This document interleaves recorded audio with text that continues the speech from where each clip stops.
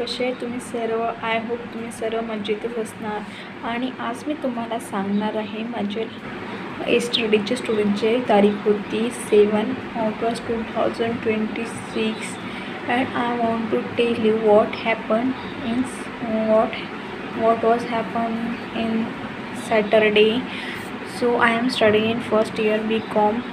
तर मी गेली होती शनिवारी कॉलेजमध्ये. काय झालं तिथं, त्या दिवशी आम्ही टेस्ट ठरवली होती. तर टेस्ट माहिती का तिथं झालीच नाही. आणि बेसिकली आम्ही म्हणजे आमचं कॉलेज मेन डेपो कशी नाही आहे, तर आम्हाला अंदर जासाठी पैसे लागतात.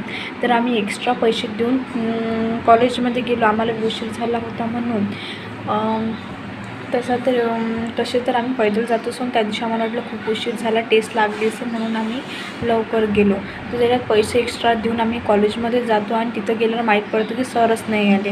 मग आम्हाला सगळ्यात पहिलं तिथं एवढी जीवार आली की सर नाही आले ना आम्ही टेस्टसाठी आलो. म्हणजे किती बेकार काय कॉलेजही आहे.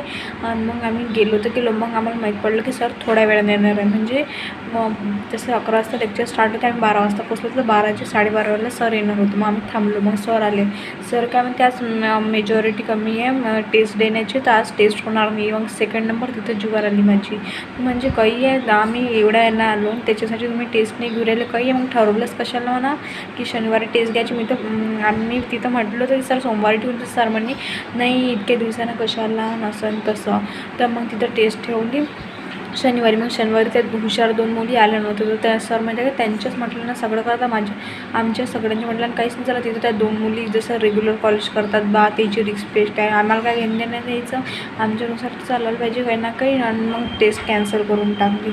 म्हणून मी आज कॉलेजलाच नाही गेली. असं नाही व्हायला पाहिजे माझं म्हणणं आहे. पण बाकीचे मुलं